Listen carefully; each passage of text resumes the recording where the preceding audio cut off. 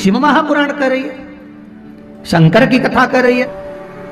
एक छोटा सा उपाय अवश्य करिएगा। मान लो आपको लग रहा है कि आपके घर में पितृदोष है, आपको ऐसा महसूस होता है, तो किसी भी नवरात्रि के पहले जो अमावस्या पड़ती है, चावल की कटोरी में एक कपूर का टुकड़ा रख दीजिए महाराज, छोटा सा, और कपूर का टुकड़ा रखकर उस कपूर को दरवाजे के बाहर कटोरी में ही, चावल रखी हुई कटोरी में ही उसको पितरों का स्मरण कर कर जला दीजिए। और जलाने के बाद उस चावल को कहीं भी किसी भी वृक्ष की छांव में पक्षियों के लिए डाल दीजिए। शिव महापुराण की कथा कहती है, अगर मान लो पितृ आपको कष्ट दे रहे हैं, पितृ आपको तकलीफ दे रहे हैं, कोई काम नहीं होने दे रहे हैं, या कहीं आपको ऐसा लगता है कि पितरों का दोष है, तो वो पितृदोष देवी, अब ये जो आप करेंगे ये कब कर रहे हैं? अमावस्या के दिन आप उसको रख रहे हैं। अमावस्या के दिन उसको रखकर रात भर आपने रखा कपूर के साथ में, सुबह एकम पड़ गई, नवरात्रि लग गई, उसी दिन उसको जलाकर आपने पटक दिया। अर्थात उससे देवी और पितृ इन दोनों का आशीर्वाद जो प्राप्त होता है, तो घर में से पितृदोष समाप्त होकर लक्ष्मी की वृद्धि प्रारंभ हो जाती है। पितृदोष है नदी में, सरोवर में, कुंड में, बावड़ी में, तालाब में, आप तीर्थ में जाकर जब स्नान करते हैं तो स्नान करने के बाद एक काम का नियम बना लो कि अपने हाथ की अंजलि में जल लेकर अपने पूर्वजों को देना है। प्यासे रहते हैं बजे तक, 4 बजे तक नहीं आती, 4 बजे के बाद फिर नींद आती है, तो एक प्रैक्टिकल जरूर कर कर देखना। एक प्रैक्टिकल करने में क्या जाता है, प्रयास करने में क्या कुछ जाता है क्या? प्रैक्टिकल कर कर देखना कि कहीं सियोर वाला महाराज झूठ तो नहीं बोल रहा, तो प्रैक्टिकल करने में कुछ नहीं जाए। 1 लोटा पानी लो, उसमें थोड़ा सा कच्चा दूध डाल लीजिए, श्राद्ध पक्ष चल रहा है, बेलपत्री का पेड़ या पीपल का पेड़ या बट का पेड़, इन पेड़ के नीचे ले जाकर उस दूध को दोपहर में सुबह 10 बजे से लेकर 12 बजे के बीच में ले जाकर चढ़ा दीजिए। रात्रि को फिर ना आपको प्यास लगेगी, ना भूख लगेगी, नींद एक बार लगी तो सुबह ही खुलेगी। प्रैक्टिकल करने में क्या जाता है? पानी डालने में तुम्हारा कुछ जाएगा? अरे बोलो तो सरी, हमें 10 रुपया का दूध जरूर उसमें, और तुम इतनी चतुर हो, इतना सारा दूध थोड़ी डालोगी, तो 2 चूल्हा डालोगे। कहाँ तुम इतना डालने वाली हो? है?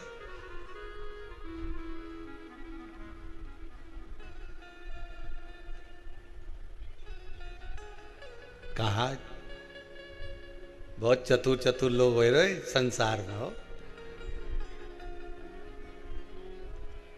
भले पूजन पाठ नहीं करे पर कहीं का एकदम मिलने आ जाए ना, क्या अम्मा जी है क्या पाठ कर रही है, फिर वो भी बैठ गई तुरंत, अभी तो सोई थी,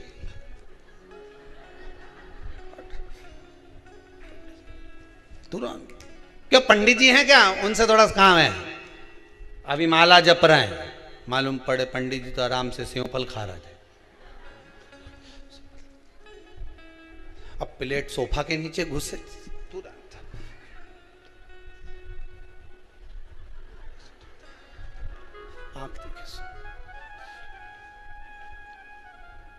प्रैक्टिकल करने में क्या जाता है, कुछ भी नहीं बिगड़ेगा, ये तो बस जल डालोगे तुम्हारा ही कुछ अच्छा हो सकता है, बाबा की कृपा।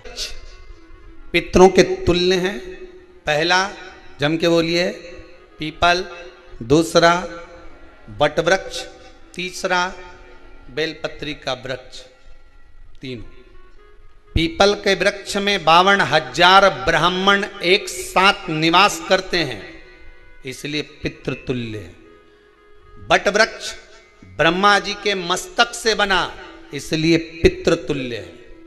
और बेलपत्री का वृक्ष माता पार्वती जी के अश्रु से बना, जब आंसू गिरे थे माता जगत जननी जगदम्बा पार्वती के, उस समय पर पितृलोक में हलचल उत्पन्न हो गई थी, हमारी नातिन की आंख में आंसू कैसे आ गए।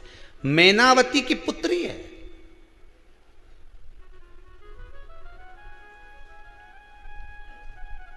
पितरों की नातिन, इसकी अश्रु कैसे गिर गए।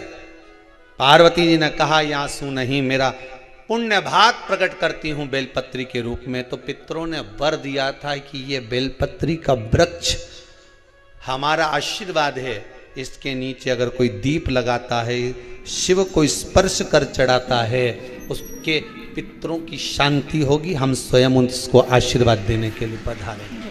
बेलपत्र का वृक्ष।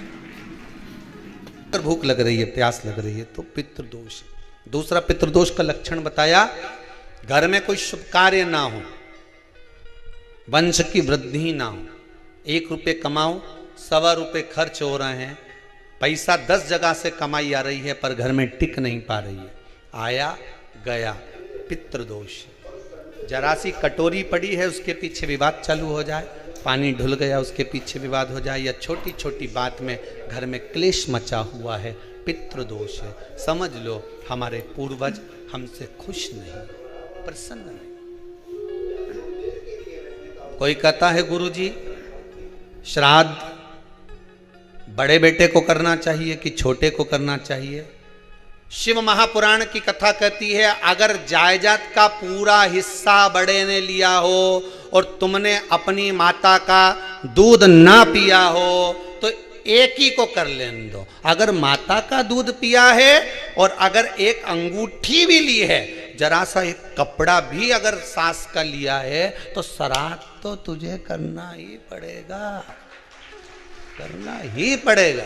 का कुछ खाया है तो कि अब एक काम और हो सकता है, गुरुजी वो श्राद्ध अगर हम नहीं करें और बड़े भैया करें और हम उन्हीं के यहाँ चले जाएं तो चले जा, मना कौन कर रहा है? पूड़ी का तेल तू ले जा, खीर का दूध 2 थैली तू खरीद के ले जा। जितना वहां वो सेवा करे उतनी सेवा तुम करो। गलत है क्या? जायदाद का भी तो हिस्सा किया था। सुई की नोक के बराबर नहीं धुआं ने, ईंट इधर खसकी है तो हमारी इधर खसका दीजिए। हमारी बसियत में इतना लिखा है तो फिर बसियत में ये भी लिख के जाना चाहिए था। मैं तो क्यों सबके, तुम डरो मत ही रहे एक भी। जब छोरा छोरी के जब सब सामान, प्रॉपर्टी दो ना, जमीन दो ना, जायदाद दो ना, सारा सामान छोरा छोरी के दो, तो उनके लिख के भी जाओ कि हमारी श्राद्ध कर दे अच्छे से, नहीं तो भूतड़ी बन के सताऊंगी।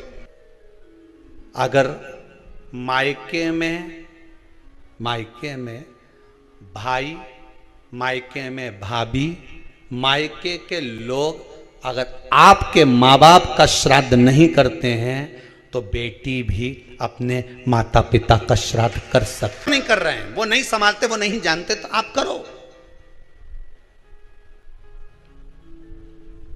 तो करे।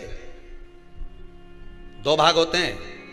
जब एक रोटी गाय के मुख में दी जाती है, गाय के मुख में जब हम रोटी देते हैं, एक रोटी जब देते हैं, या तो गाय के मुख में 16 श्राद्ध में जब रोटी देते हैं तो रोटी को बीच में से तोड़कर, रोटी का जो भाग होता है उसको, मतलब ऊपर से फुलका का परत नहीं निकालना है। रोटी जो सीधी सीधी है ना, जैसे ये रोटी है तो इसको बीच में से तोड़ लिया, 2 भाग विभाजित कर लिया, नीचे वाले भाग में भी थोड़ा सा गुड़ शक्कर रख लिया, ऊपर वाले भाग में भी गुड़ शक्कर रख लिया, एक के ऊपर एक रोटी को रख लिया, वो गाय को दी। तो अपन श्राद्ध पक्ष में 2 पूड़ी का प्रमाण है कि गाय को 2 रोटी दी जाती है, कुत्ता को 2 रोटी दी जाती है। 2 पूड़ी रख के देते नहीं देते? आप लोग तो देते होगे, 2 पूड़ी के ऊपर पूड़ी रखकर, थोड़ा सा मीठा रखकर, नमकीन रखकर, कुत्ते को भी देते, 2 पूड़ी तोड़कर कागा को भी देते। 2 पूड़ी का प्रमाण कहां से आया? 2 भाग रोटी के टुकड़े का प्रमाण कहां से आया? श्राद्ध पक्ष में ही ऐसा क्यों किया जाता है? बाकी के समय पर तो कोई ऐसा 2 पूड़ी का प्रमाण ही नहीं, पर श्राद्ध पक्ष में ये क्यों कहा जाता है कि पूड़ी के ऊपर पूड़ी रख दे, उसमें मीठा रख दे, खीर शक्कर रख दे, गाय को दिया, कुत्ते को दिया, कागा को दिया, ऐसे क्यों कहा जाता है? उसका कारण क्या होता है? उसका केवल एक कारण है, जो नारी ने भोजन का निर्माण करा है, जो घर की बहू भोजन बनाई है, जो घर की बेटी ने भोजन बनाया है, घर की माता ने भोजन बनाया है। महाराज, पिता पुरुष एक कुल को तारता है, बेटी 2 कुल को तारती है। जब श्राद्ध पक्ष में 2 भाग रोटी के कर कर गाय को देती है तो 1 भाग तो उसके ससुराल वालों को मिलता है। शिव महापुराण की कथा, पार्वती मैया की सहेली बन गई, और पार्वती मैया ने शिव महापुराण में प्रेत योनि से मुक्त होने के लिए कहा तुम रुका जी के यहाँ जाओ, देवऋषि नारद के पास जाओ। नारद जी ने तुमरुका जी के पास भेज दिया। क्यों? नारद जी जानते हैं मैं कथा नहीं कर सकता, मैं कथा सुन सकता हूं पर कह नहीं सकता। कहने के लिए मुझे बैठना पड़ेगा, सुनने के लिए हो सकता है कि मैं चले जाऊं, वापिस आकर बैठ जाऊं।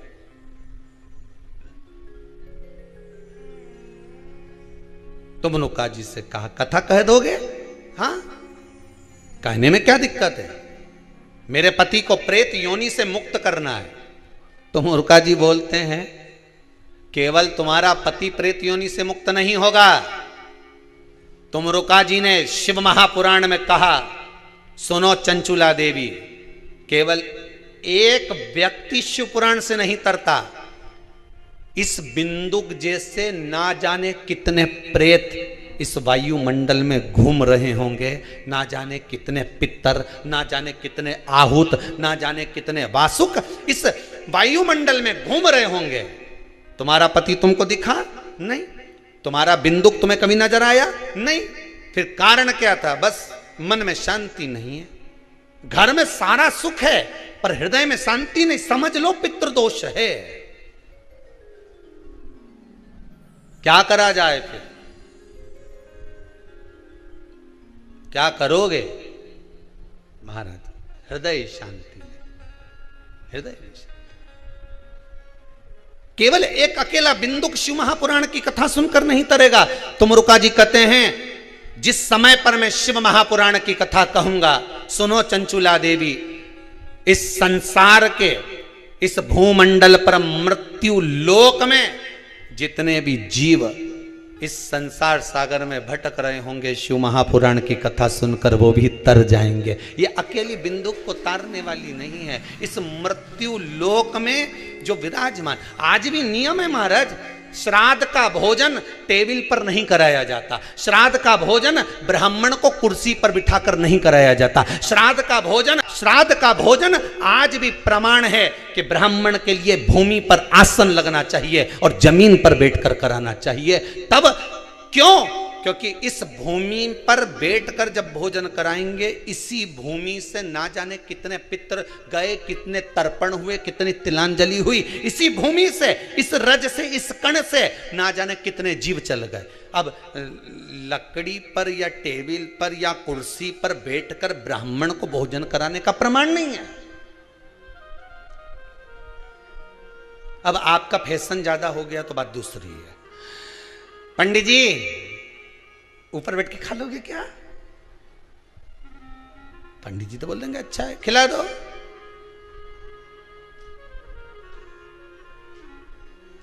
ऊपर बैठ के क्यों? वो झुकने में थोड़ी सी कमर लचक जाए, क्योंकि खीर परसेगी तो झुकना पड़ेगा।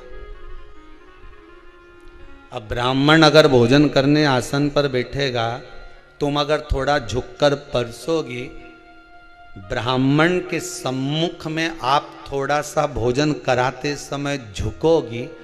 जरा विचार करिए, यशोदा मैया के घर में संतान नहीं थी। यशोदा जी श्रावण के महीने में श्रावणी करने आए हुए ब्राह्मण को मात्र खीर परोसने के लिए गई थी।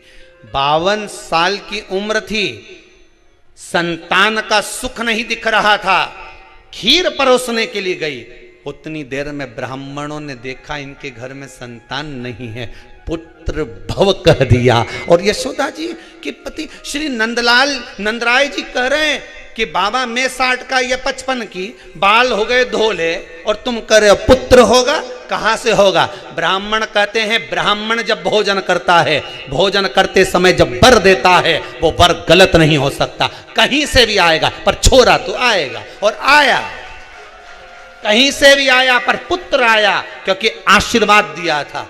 श्राद्ध पक्ष का भोजन टेबल पर नहीं, कुर्सी पर नहीं, श्राद्ध पक्ष का भोजन ब्राह्मण को आसन लगाकर जमीन पर कराना चाहिए, भूमि पर।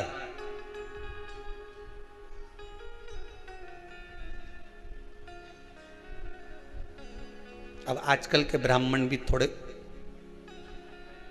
नीचे,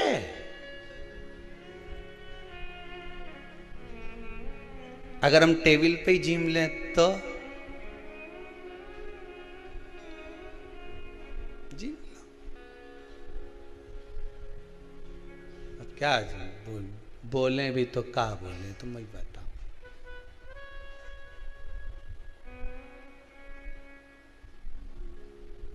थोड़ा सा भाग भूमि का हो महाराज, तर्पण तिलांजलि सब भूमि पर।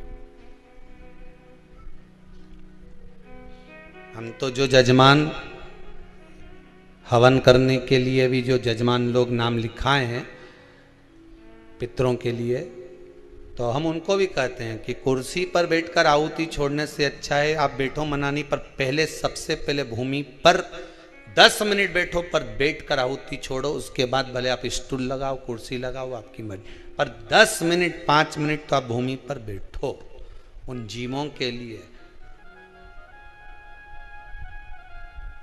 उन जीवों के